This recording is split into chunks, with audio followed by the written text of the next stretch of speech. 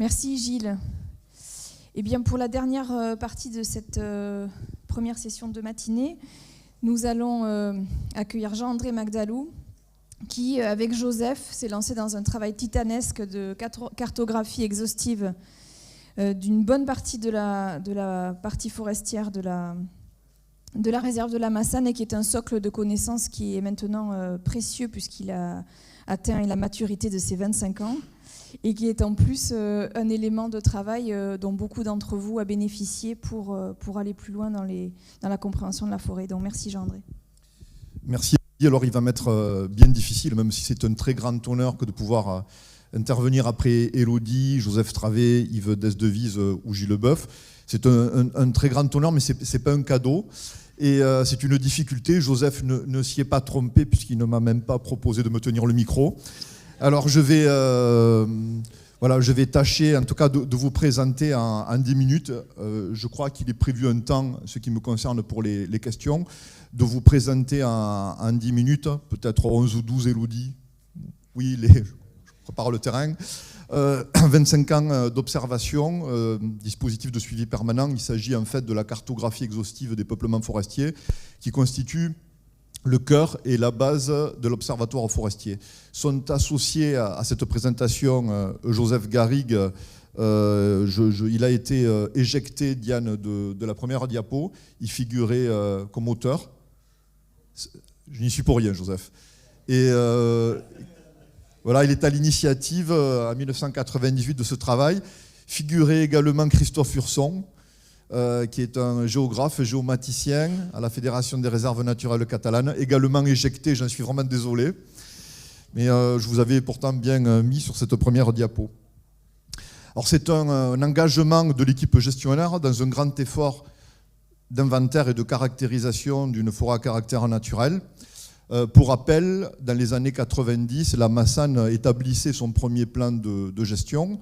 C'est aussi cette période que la communauté scientifique, les acteurs du monde de la protection de la nature, les gestionnaires d'espaces naturels s'intéressaient à ces derniers lambeaux de nature sauvage que sont ces forêts que l'on appelle à caractère naturel et qui représentent une part infime des forêts européennes. Ça représente une part infime des forêts européennes et c'est pourtant ces forêts qui recèlent une biodiversité absolument extraordinaire. Encouragé par le CSRPN d'alors, on nous a demandé d'engager des études de dynamique, de mettre en place des suivis sur le long terme, puisque la richesse de la Massane était reconnue, mais reconnue surtout avec des listes brutes d'espèces. Je crois que plus de 5000 espèces étaient identifiées à la fin des années 90. Essentiellement des insectes, avec bien sûr les coléoptères qui comptaient déjà, je crois qu'ils représentaient déjà un peu plus de 1200 ou 1300 espèces. Voilà, mais très peu d'informations sur l'évolution du peuplement. Alors, nous avons engagé à ce moment-là ce travail de cartographie qui s'est avéré très proche des protocoles qui étaient promus par les programmes européens COST, mais enrichi de nombreux paramètres grâce à la bonne connaissance que nous avions de la Massane et des espèces. Voilà, donc nous avons mis en place une base de données cartographique pour suivre l'évolution du peuplement arboré en prenant de nombreux paramètres pour appréhender au mieux la diversité spécifique du peuplement arboré, la répartition spécifique, les caractéristiques du peuplement. Alors ce sont beaucoup d'informations concernant les espèces, la forme d'objets, arbres vivants sur pied, souches, chandeliers, des données dendrométriques, diamètre à hauteur de poitrine, DBH, hauteur. Nous avons également eu une attention particulière pour le bois mort, insuffisamment prise en compte en général dans ces cartographies. Présence de cavités et leurs caractéristiques, présence de champignons linicoles, qu'ils soient saprophytes ou parasites, pour toutes les informations que ça peut apporter sur l'état sanitaire de l'arbre, des taux de recouvrement par la mousse, par les graminées, rochers, etc. Et bien sûr, nous voulions avoir des informations sur l'impact du troupeau, puisque depuis le néolithique, il y a du pâturage à la Massane, de manière, avec une conduite très extensive. mais ça pose un certain nombre de questions. Et donc nous voulions avoir des informations sur le réel impact de ce troupeau. Et l'analyse de ces paramètres contribue à la compréhension de nombreux phénomènes, les relations intraspécifiques, interspécifiques, les compétitions, successions, le suivi des espèces invasives, notamment du pin noir qui avait été introduit à la fin du 19e siècle, vitesse de dégradation des différentes espèces, croissance des individus, bien sûr, et suivre sur le long terme des espèces associées aux cavités. Et nous nous sommes beaucoup intéressés au pique-prune, Osmoderma eremita, qui est une espèce patrimoniale reconnue comme prioritaire par la directive Habitat Faune Flore de 92. Alors nous nous sommes intéressés à 2 zones. Une première que vous avez sur la droite, c'est celle que nous avons commencé la cartographie exhaustive après un carroyage préalable du secteur. Ça correspond à une zone de presque 10 hectares qui avait été mise en réserve, mise en défense contre le troupeau à la fin des années 50, en 57, même si la clôture n'était pas tout à fait hermétique, elle a été réellement hermétique à partir de 96. Ça nous permettait donc de pouvoir suivre une zone en exclos, protégée des dents du bétail, mais comme on l'a pu souvent le constater, notamment avec Gilles Leboeuf, la vache de la Massane est très rustique, assez agressive parfois, enfin redoutable, et parfois elle se moque de la clôture, mais en tout cas nous avons réussi à limiter les intrusions. Donc il y a eu cette zone avec vous voyez, carroyée avec des carrés de 10 mètres sur 10, et donc ce qu'on appelle à tort la réserve intégrale, mais en tout cas cette zone en exclos. Et ensuite un linéaire de 5 km qui correspond grosso modo à ce qu'on appelle la ripisylve, même si cette partie a vraiment des caractéristiques de ripisylve dans la partie aval où on va trouver des espèces comme l'aulne. Dès qu'on monte vers la source, c'est davantage de la hêtraie pure. Donc 5 km de linéaire, 19,4 hectares, et c'est une zone où peut circuler le troupeau. Donc nous avions un intéressant comparatif. Il a fallu bien sûr identifier chaque objet, et c'est là qu'est intervenu notre collègue Christophe Hurson pour conserver les informations recueillies lors de l'état des lieux et pouvoir suivre l'individu qui évolue dans le temps. Vous voyez, il y a différentes formes, et nous avons plusieurs campagnes de relevés en ce qui concerne la dendrométrie, 2002, 2012, nous y retournons en 2024. Nous avons des données beaucoup plus nombreuses en ce qui concerne la cavitation, que ce soit des mortalités de branches, des descentes de cimes, souvent liées à des stress hydriques, et vous le verrez, ils sont de plus en plus nombreux. Et également la mortalité, c'est-à-dire le changement de statut de l'arbre qui passe d'arbre vivant à arbre mort sur pied, chandelier, ou souche s'il fait une hauteur inférieure à 1,30 m, et ensuite il tombe au sol, il se fragmente. Voilà, donc chaque arbre a été identifié et caractérisé par une forme géographique. On distingue arbre sur pied, arbre au sol. Ces formes apparaissent et disparaissent au fil du temps, et sur chaque forme ainsi identifiée, nous avons relevé différentes choses.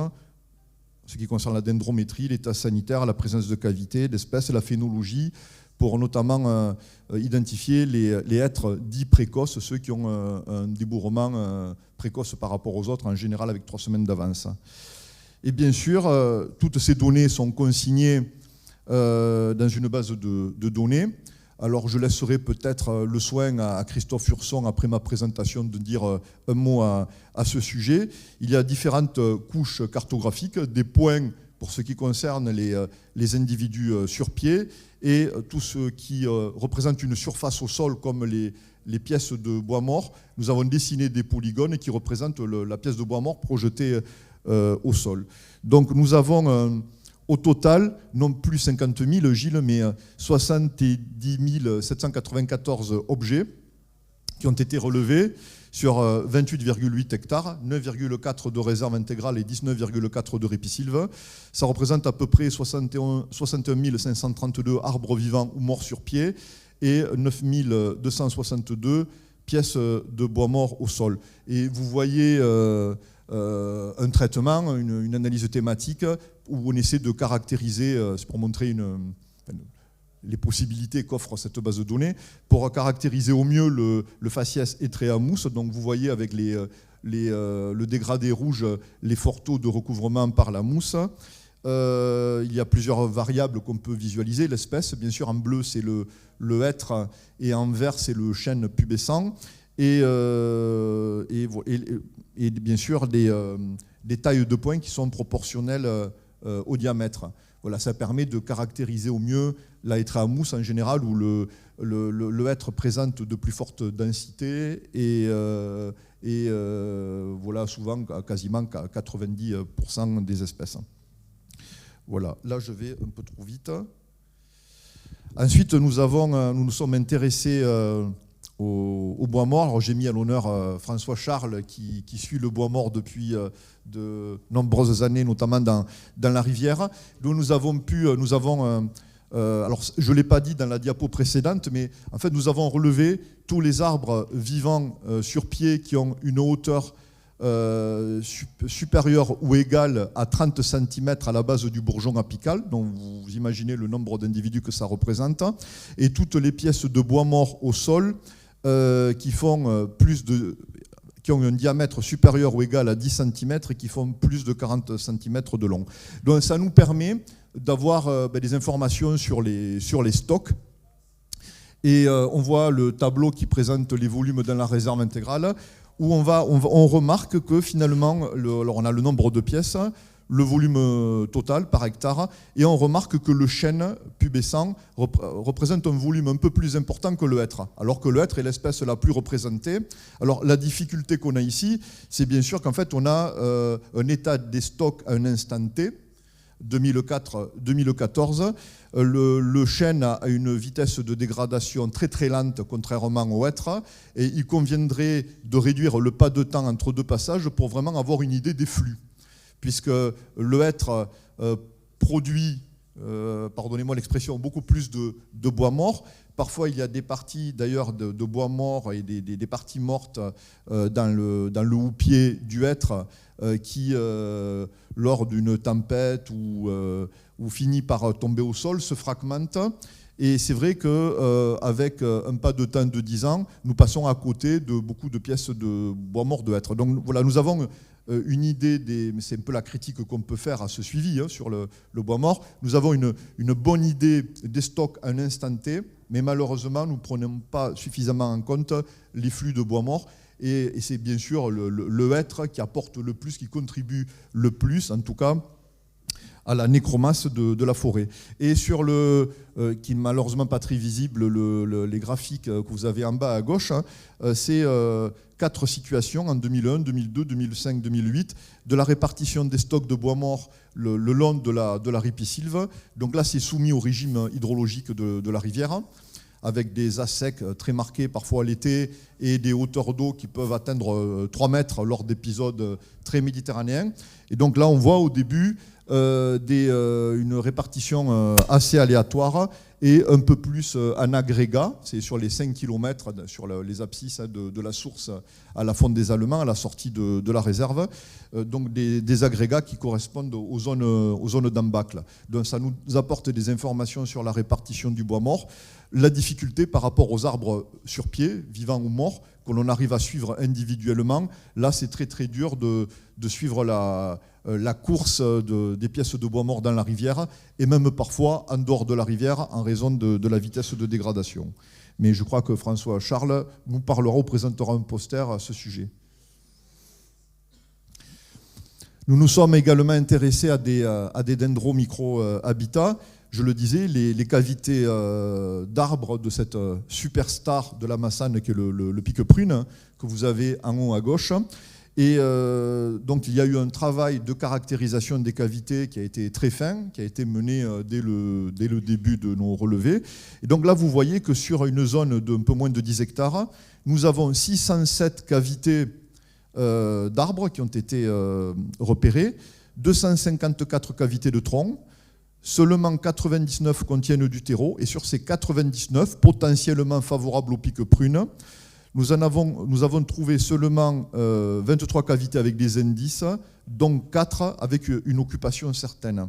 Et en ce qui concerne la ripisylve, sur 18,4 hectares de ripisylve, 105 cavités de troncs avec terreau favorable, il y en a seulement 5 d'occupés. Donc vous imaginez que sans ce souci d'exhaustivité, avec un échantillonnage par placette, on pourrait peut-être passer à côté de ces dendro-microhabitats.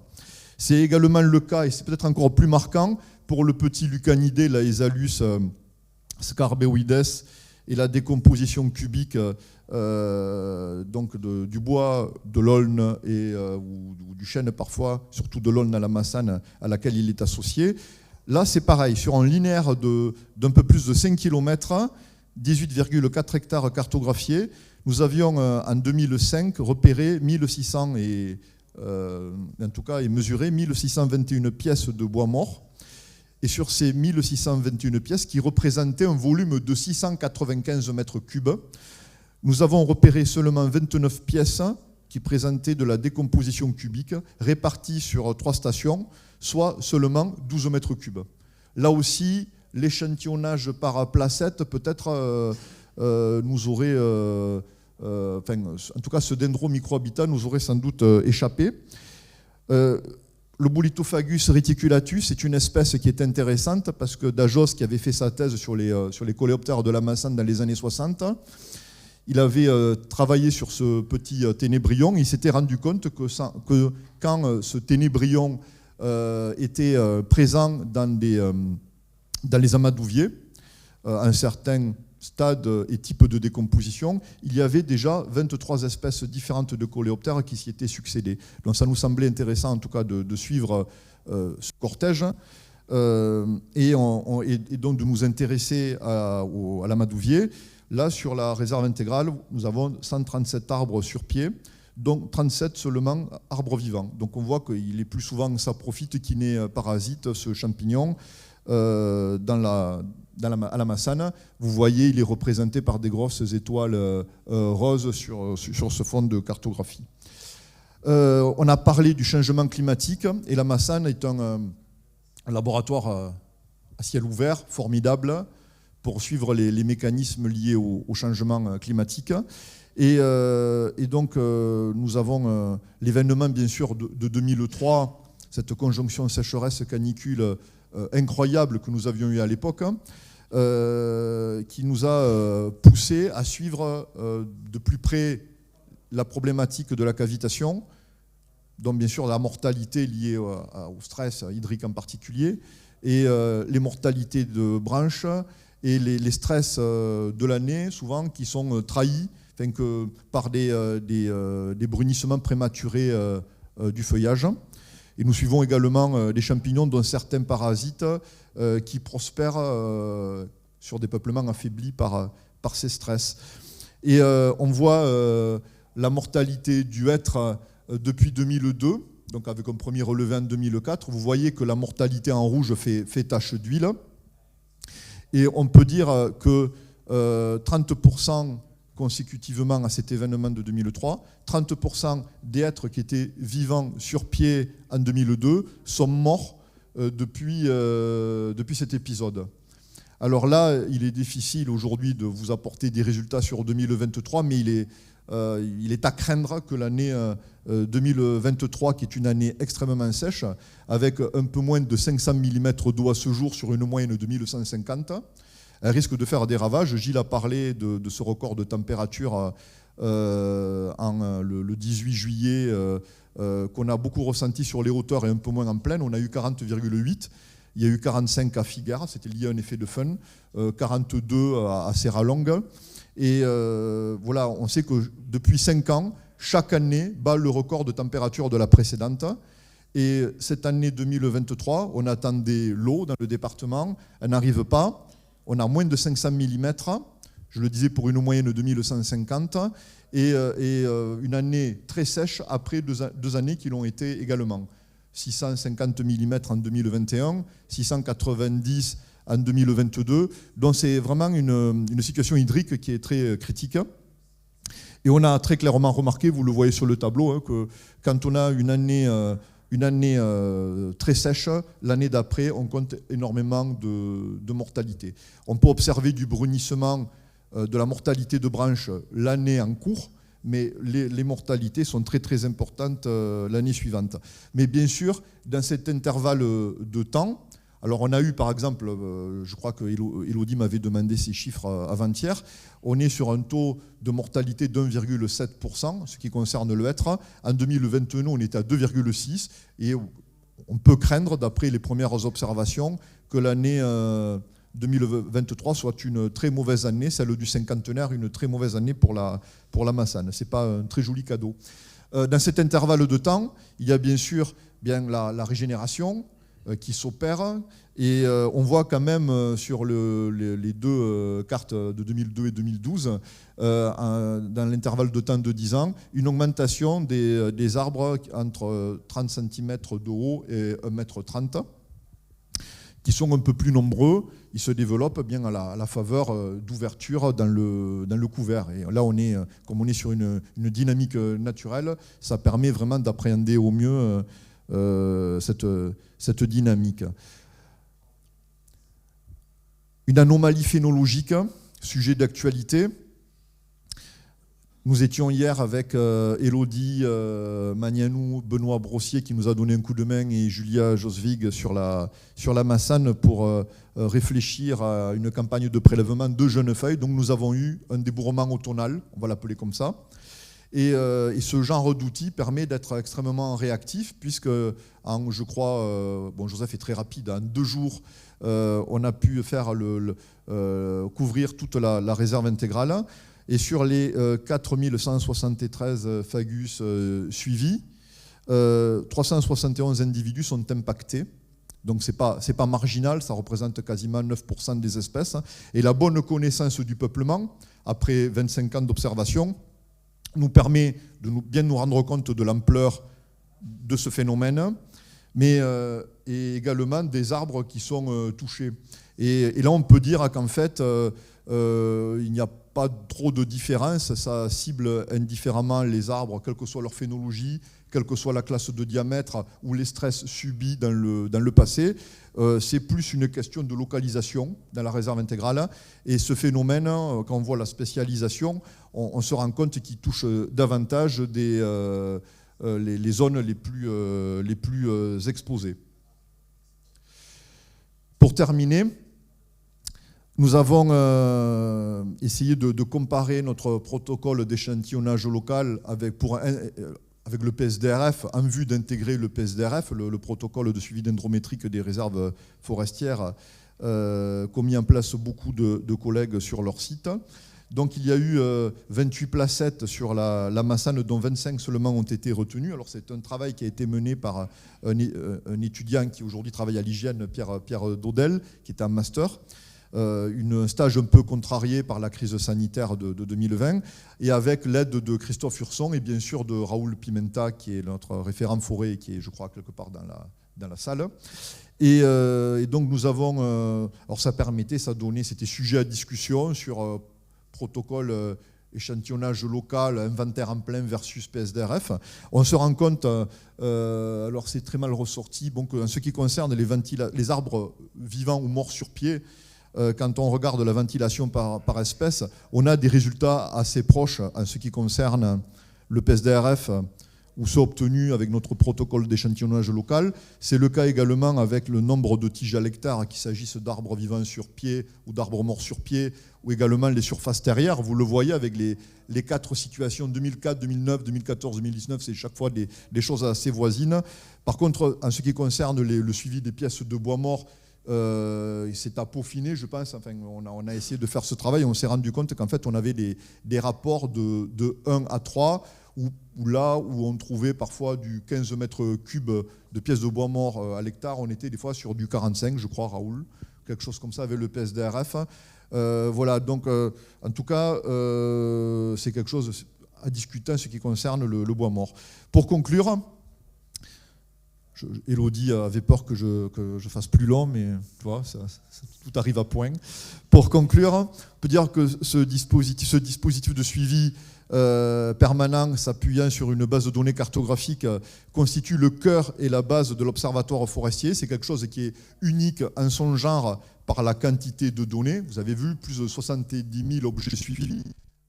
Sur chaque individu, il y a une quarantaine de champs, certains pris plusieurs fois depuis 25 ans. Donc on est sur plusieurs millions, entre 2,5 et 3 millions de données.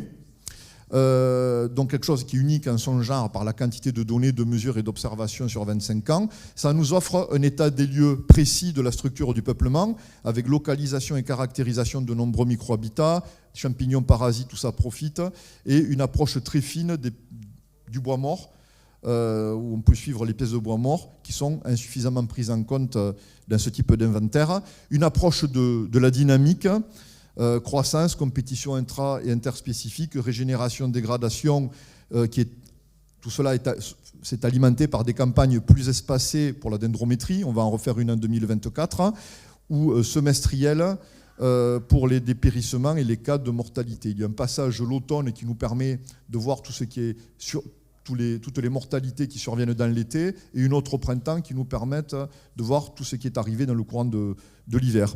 Ça nous apporte une meilleure compréhension des mécanismes liés au changement climatique, puisque nous avons dans la réserve intégrale une station météo, et donc les données de la station météo corrélées aux observations de mortalité, de dépérissement, nous apportent vraiment des informations sur les effets des perturbations climatiques.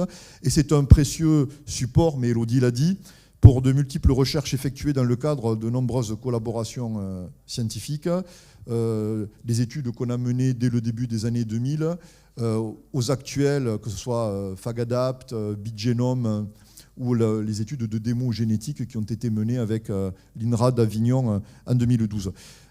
Si des méthodes éprouvées d'échantillonnage par placette permettent incontestablement d'approcher avec finesse la structure des peuplements forestiers, beaucoup de choses y échappent. Ce qui concerne les flux de bois mort, et nous avons beaucoup de choses nous-mêmes à améliorer de ce côté avec notre protocole d'échantillonnage local, et c'est surtout la présence des dendromicrohabitats. Sans ce souci d'exhaustivité, on passera à côté de nombreuses espèces. Ce qui est sûr, c'est que de cette expérience ressort une évidence. Seul un effort d'exhaustivité permet d'approcher toute la richesse et la complexité d'une forêt ancienne en libre évolution. Voilà. Je vous remercie de votre attention.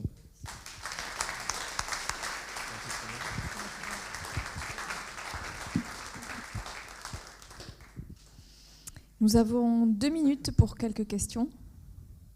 Et oui. Alors peut-être laisser le soin à Christophe. Ouais. À moins de 2 minutes, alors.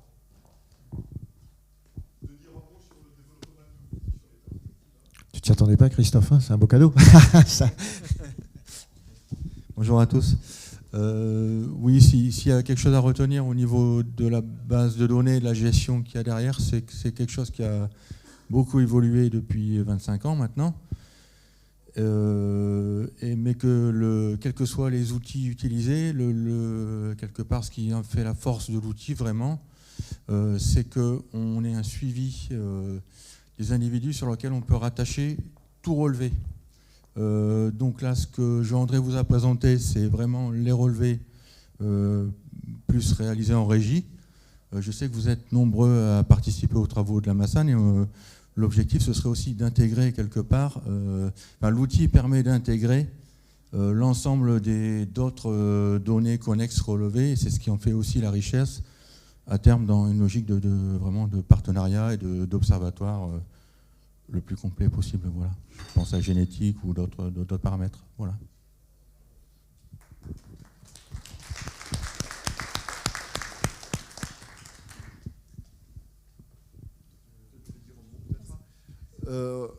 On est passé d'un système où c'était une interface avec MapInfo et Access pour stocker toutes ces données. Et bien sûr, ce sur quoi on travaille aujourd'hui avec Christophe, on a toujours ce souci d'amélioration continue et de faire en sorte de pouvoir mettre à disposition ces données de la manière la plus accessible aux collaborateurs de la Massane, de manière quand même cadrée, parce qu'il y a beaucoup de travail derrière. Alors il a vocation à être partagé, il faut quand même qu'on ait un contrôle, en tout cas vers les destinations. On travaille donc sur un outil de mise à disposition, une plateforme de téléchargement, Et on arrive, et ça je ne l'ai pas dit, à pouvoir produire des instantanés donc par année, et donc avoir chaque fois une